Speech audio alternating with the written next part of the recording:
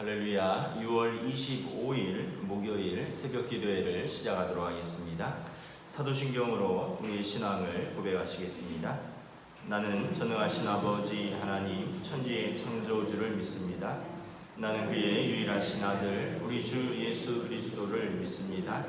그는 성령으로 잉태되어 동정녀 마리아에게서 나시고 본디오 빌라도에게 고난을 받아 십자가에 못 박혀 죽으시고 장사된 지 사흘 만에 죽은 자 가운데서 다시 살아나셨으며 하늘에 오르시어 전능하신 아버지 하나님 우편에 앉아 계시다가 거기로부터 살아있는 자와 죽은 자를 심판하러 오십니다.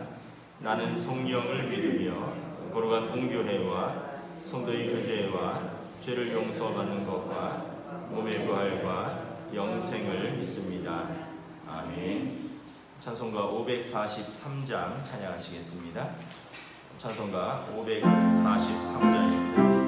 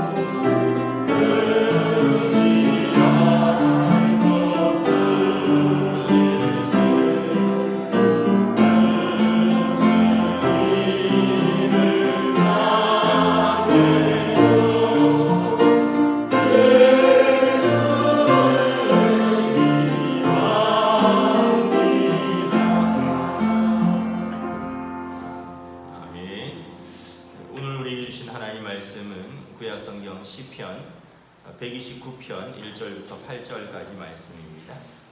시편 129편 1절부터 8절까지 말씀입니다. 다 찾으신 줄 알고 저와 여러분들이 한 절씩 교독하도록 하겠습니다. 시편 129편 1절부터 8절까지 말씀입니다. 이스라엘은 이제 말하기를 그들이 내가 어릴 때부터 여러 번 나를 괴롭혔도다. 그들이 내가 어릴 때부터 여러 번 나를 괴롭혔으나 나를 이기지 못하였도다. 밭 가는 자들이 내 등을 갈아 그 고랑을 길게 지었도다. 여호와께서는 의로우사 악인들의 줄을 끊으셨도다. 무릇 시온을 미워하는 자들은 수치를 당하여 물러갈지어다. 그들은 지붕의 풀과 같을지어다. 그것은 자라기 전에 마르는 것이라. 이런 것은 베는 자의 손과 묶는 자의 품에 차지 아니하나니 사랑하는 자들도 여호와의 복이 그에게 있을지어다 하거나 우리가 여호와의 이름으로 너에게 축복한다 하지 아니하느냐. 아멘. 할렐루야. 오늘 또 새날이 시작되었습니다. 하나님께서 은혜와 평강으로 함께하여 주실 줄 믿습니다. 오늘은 특별히 6.25 전쟁 70주년 기념일입니다. 70년 전에 1950년 6월 25일 북한이 남침을 해서 우리가 전쟁이 시작되었는데 어느덧 70년이 지났습니다. 하나님께서 이 땅의 평화와 번영을 허락하셨는데 아직도 우리가 완전한 평화는 이루지 못했습니다. 전 세계에서 이렇게 휴전 국가는 지금 뭐 전쟁 중인 내전 중인 나라도 있긴 하지만 휴전 중인 나라는 아직 종전 선언이 되지 않은 나라는 우리나라밖에 없는 것으로 알고 있습니다. 그래서 우리가 계속해서 우리의 나라와 민족을 위해서 기도해야 할 것입니다. 오늘 말씀은 악인이 하나님의 백성을 결코 이기지 못한다라는 그 내용입니다. 1절, 2절 우리 다시 한번 읽도록 하겠습니다. 시작. 이스라엘은 이제 말하기를 그들이 내가 어릴 때부터 여러 번 나를 괴롭혔도다. 그들이 내가 어릴 때부터 여러 번 나를 괴롭혔으나 나를 이기지 못하였다. 히브리어에서 강조는 반복하면 강조입니다. 그러니까 어릴 때부터 흔히 말하는 소시적부터 이스라엘의 대적들이 이스라엘을 여러 번 괴롭혔다는 것입니다. 이걸 지금 반복하고 있으니까 강조하고 있는 것이죠. 이스라엘의 그 애굽에서의 노예 생활 400년입니다. 그 시절은 사실 이스라엘의 잘못이 아닙니다. 뭐 잘못은 잘못한 사람의 원인으로 고통이 있을 수도 있지만 이렇게 이유 없는 고통도 있습니다. 애굽에서 400년간 종노릇한 것은 이스라엘의 잘못이 아니죠.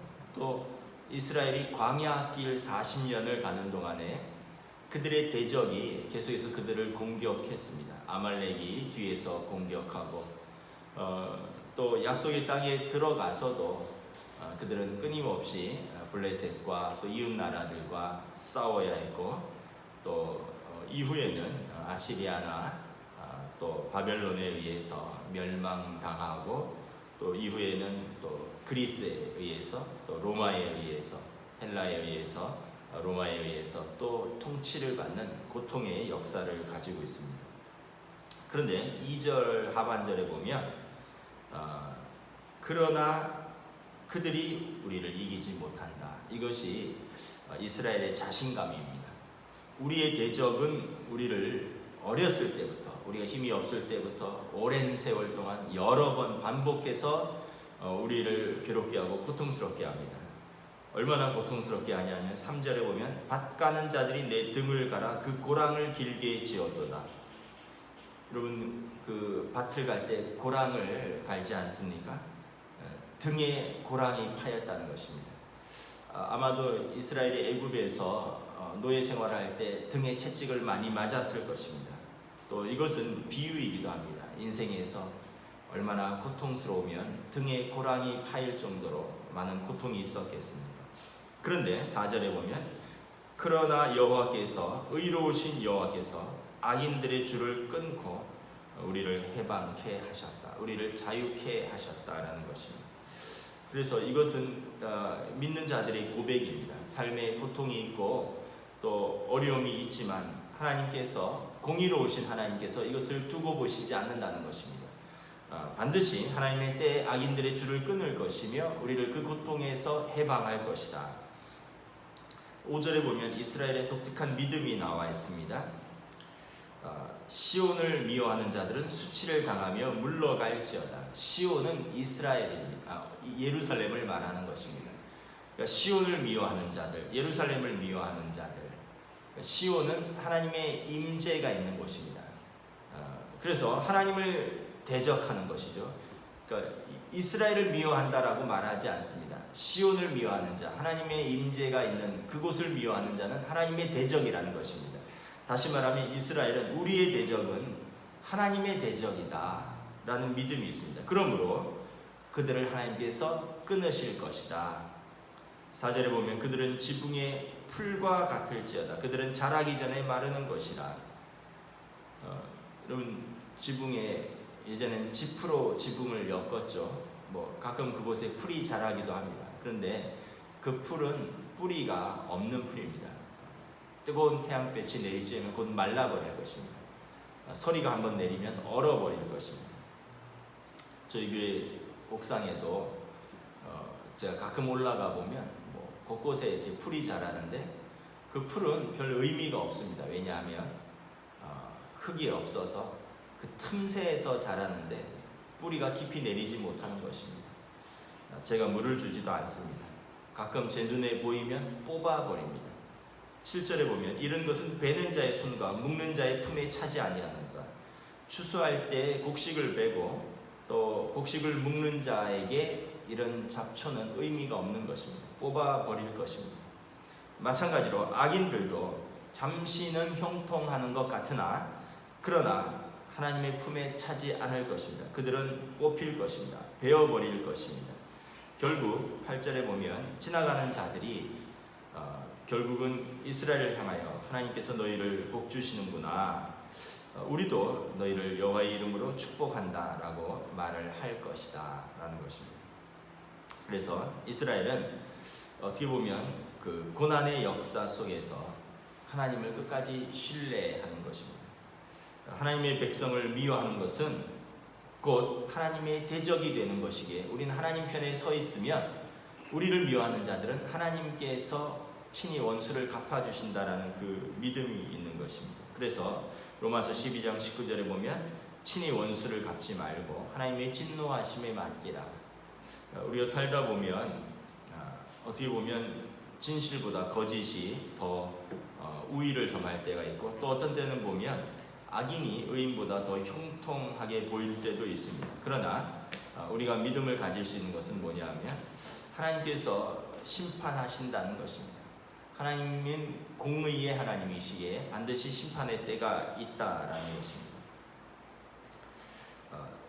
우리가 여러분 살면서 고난이 없는 사람이 어디 있겠습니까? 이스라엘처럼 우리가 어렸을 때부터 우리가 고난을 당하였다 하는 분들도 있죠. 그러나 여러분 성경을 보면 다 고난이 있지만 고난을 이겨낸 사람이 믿음의 사람입니다. 여러분 모세를 보십시오. 나면서부터 죽을 뻔했습니다. 여러분 다윗을 보십시오. 가장 사랑했고 가장 충성된 사람에게 배신을 당했습니다. 여러분 요셉을 보십시오. 가족들에게 버림을 받았습니다. 여러분 우리 삶에 고난이 있다 그러지만 우리가 나면서부터 죽을 뻔했습니까? 대적의 손에. 여러분 우리가 10대 때 가장 사랑하는 사람에게 배신당해서 20년 이상을 쫓겨다닌 적이 있습니까? 여러분 요셉처럼 우리가 가족에게 배신당해서 팔려서 노예로서 10몇 년을 살아본 적이 있습니까? 성경을 보면 우리보다 고난받은 사람이 훨씬 많이 있습니다. 욥 같은 경우는 이유 없는 고난입니다. 사단의 시험입니다. 그러나 믿음의 사람의 특징은 뭐냐면 고난 속에서 주저앉지 않았다는 것입니다. 하나님을 신뢰했다는 것입니다. 우리도 살다 보면 어떻게 저런 사람을 형통하지? 왜 하나님이 살아계시다면 저런 사람들을 벌하지 않느냐, 이런 마음이 들 때가 있습니다. 그러면 우리 믿음이 떨어지고 악인들의 형통을 보면서 낙심할 때가 있습니다. 하나님이 살아계신다면 저런 사람이 어찌 형통할 수 있는가? 그런데 여러분, 성경을 보면 그렇지 않습니다. 하나님은 반드시 심판하십니다. 단지 지금이 아닐 수 있습니다. 단지 오늘이 아닐 수 있습니다. 그러나 하나님께서 반드시 악인을 심판하십니다. 여러분, 만약에 오늘 심판하신다고 하면, 바로바로 하나님이 심판하신다고 하면, 여러분, 그것이 하나님의 공의는 드러낼 수 있지만 하나님의 사랑은 드러내지 못합니다. 여러분, 악인을 바로바로 심판한다면 저와 여러분이 이 자리에 있을 수 있겠습니까? 저와 여러분 하나님 앞에서 선한가요? 우리는 이웃에게 악을 행한 적이 없습니까? 우리는 죄를 지은 적이 없습니까? 하나님이 바로바로 심판하시면 정말 악인의 눈을 뽑고 팔을 자른다고 한다면 저희 중에 온전하게 이 자리에서 예배드릴 수 있는 사람이 있겠습니까? 하나님께서 심판을 연기하시는 것입니다. 회개할 기회를 주는 것입니다. 그러나 우리가 기억해야 할 것은 하나님은 모든 행위 간에 알고 계시고 공의로 심판하시는 의로우신 재판장이시다라는 것입니다. 그래서 기독교는 용서와 사랑의 종교이지만 동시에 공의와 심판의 종교입니다. 지옥과 천국이 있는 것입니다. 우리 마지막에 결산할 때가 있다라는 것입니다. 그러므로 오늘 우리에게 고난이 있지만 우리는 악인처럼 살지 아니하고 의인처럼 믿음으로 사는 것입니다. 하나님 앞에 호소하는 것입니다. 성경에 보면 한나와 브닌나 이야기가 나옵니다. 사무엘의 어머니가 한나죠. 남편이 한나를 아꼈습니다. 그래도 위로가 되지 않았습니다. 왜냐하면 고대 시대, 지금도 뭐 그렇겠지만 자식은 어머니의 위로이고 기쁨이죠. 그런데 한나가 자식이 없고 브닌나에게는 자식이 있었습니다. 그래서 남편이 한나를 아낌으로 성경에 보면 한나에게 곡식을 2배나 주었다라고 기록하고 있습니다. 다시 말하면 한나만 고통당한 것이 아니었습니다. 브닌나도 한나로 인해서 마음에 고통이 있었다는 것입니다. 자신은 자식을 낳았는데 남편은 한나를 더 사랑하는 것입니다. 자신은 자식을 낳았는데 남편은 한나에게 더 많은 곡식을 주는 것입니다.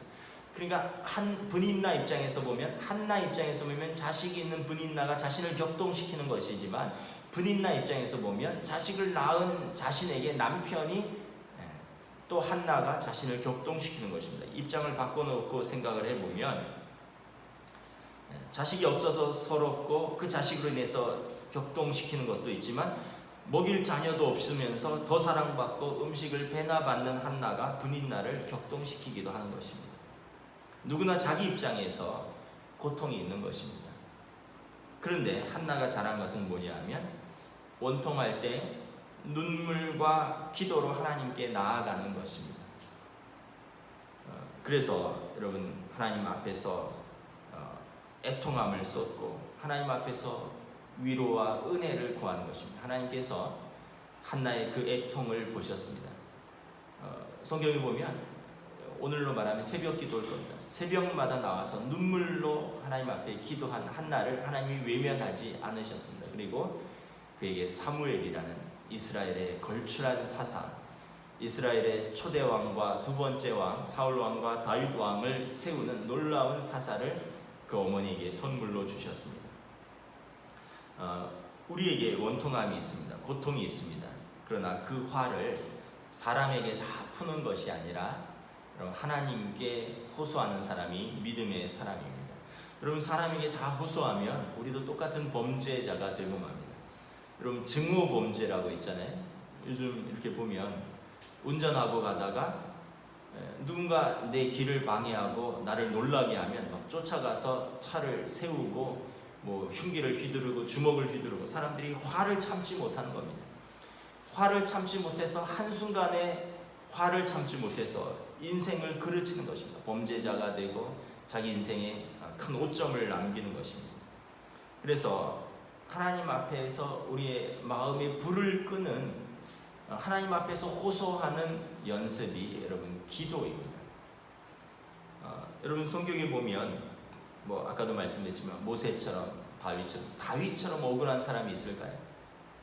얼마나 충성했습니까? 사울 왕에게 나라를 구한 영웅입니다. 그리고 자기 딸의 사위입니다. 그렇게 충성했는데 자기 왕권이 위협받는다고 다윗을 죽이려고 했습니다.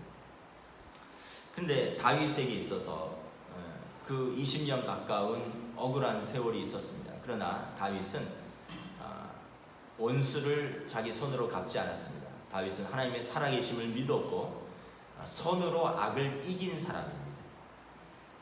여러분 다윗이 선으로 악을 이긴 대표적인 사람입니다. 우리가 여러분 이러한 믿음을 가져야 됩니다. 우리는 나를 건드리기만 해봐라, 내가 2배로 갚아주겠다, 내가 어떤 사람인지 확실하게 보여주겠다. 이것은 믿음의 사람이 아닙니다. 여러분 다윗은 사울 왕을 2번이나 죽일 기회가 있었습니다. 사울 왕은 다윗을 여러 번 죽이려고 했습니다. 평생을 다윗을 죽이려고 한 사람입니다. 다윗 왕에게 그런 절호의 기회가 2번이나 찾아왔지만 다윗 왕은 여호와의 기름 부은 받은 자를 내가 해할 수 없다, 하나님의 공의로우심에 맡긴 것입니다. 그러므로 여러분 우리가 한나처럼 다윗처럼 우리의 억울함과 원통함을 하나님께 호소하면 하나님께서 반드시 해결을 해주십니다. 여러분 성경에 보면 요셉만큼 또 억울한 사람이 어디 있겠습니까? 아까도 말씀드렸다시피 형제들에 의해서 버림받았고 형제들에 의해서 배신당하여서 노예로 팔려갔습니다. 10대에 13년을 노예 생활을 하고 감옥 생활을 했습니다. 요셉이 아들을 낳았는데 이름을 므낫세라고 지었습니다. 그 이름의 뜻은 뭐냐면 내 모든 고난을 그리고 내 아버지의 집에서의 일을 잊어버리게 하셨다. 첫 아들을 낳았는데 아들의 이름을 므낫세, 내 아버지의 집에서의 모든 일들을 잊어버리게 하셨다. 여러분 아버지의 집에서 일어난 일이 무엇입니까? 형제들의 배신과 미움, 그 삶의 고난이잖아요. 얼마나 고난이 심했으면 큰아들 낳고 내 고통을 잊어버리게 하셨다 했겠습니다. 2번째 아들은 에브라임입니다. 하나님께서 내가 수고한 땅에서 번영하게 하셨다. 이제 2번째 아들을 낳을 때는 상처가 치유된 것입니다. 내 수고한 곳에서 하나님께서 내 수고한 곳에서 열매를 주시는구나. 그러니까 하나님 앞에서 씨름하는 사람은 고통을 가지고 그것으로 씹고 또 고통의 쓴물을 빨아먹으면서 사는 사람이 아닙니다. 하나님 앞에 은혜로 살고 하나님의 은혜로 치유받고 나아가서 하나님 앞에서 그 고통을 사명으로 바꾸는 사람입니다. 그 요셉의 지혜는 고통을 계속 품는 것이 아니라 고통을 잊어버리는 것입니다. 그리고 하나님 앞에서 하나님께서 선하신 하나님이 선으로 악을 이기는 자에게 좋은 것으로 갚아주신다는 믿음을 가지고 사는 것입니다. 그래서 요셉은 비전을 품고 살았습니다. 해와 달과 별들이 자신에게 절하는 그 꿈, 뭐 그런 꿈 하나 붙들고 사는 것이 아니라 하나님께서 믿음으로 사는 자, 선한 자를 지키시고 이기게 하신다는 그 믿음을 살았던 것입니다. 그래서 나중에 아버지가 돌아가셨을 때 형들이 제일 두려워하는 것이 무엇입니까? 요셉의 복수죠. 아버지가 살아계실 때는 우리를 봐줬지만 아버지가 돌아가셨다면 이제 아버지가 돌아가셨는데 저 애굽의 제2인자 그 요셉 내 동생이 우리에게 복수하지 않을까 두려워합니다. 근데 요셉은 뭐라고 합니까? 내가 하나님입니까? 두려워하지 마소서. 내가 어찌 당신들을 원수를 내 손으로 갚을 수 있겠습니까? 여러분 이것이 진정한 승자입니다. 고통을 이 믿음으로 승화하는 것입니다. 그래서 우리가 믿음을 가진 사람은 고통에 머물러 있지 않습니다. 고통을 넘어서는 하나님의 은혜를 바라보는 사람입니다. 오늘 이스라엘의 고백처럼 어렸을 때부터 내가 고통을 당하였으나 하나님께서 우리를 자유케 하셨노라. 악인이 우리를 이기지 못하노라. 사람들이 우리에게 하나님께서 너희에게 복을 주신다 그들의 입으로 축복할 것입니다. 저와 여러분들이 이런 믿음으로 오늘의 일상을, 또 혹시 고통 가운데 있는 분들이 있다면 하나님께서 고통받는 자를 외면하지 아니하시고 우리를 지키시고 우리를 도우시고 은혜로 갚아주신다는 것을 우리가 깨닫고 오늘도 믿음으로 승리하시는 하루가 되시기를 주님의 이름으로 축복합니다. 아멘. 기도하겠습니다. 하나님 은혜를 감사합니다. 오늘 이스라엘의 고백처럼 어렸을 때부터 악인들이 여러 번 나게 고통스럽게 하였다.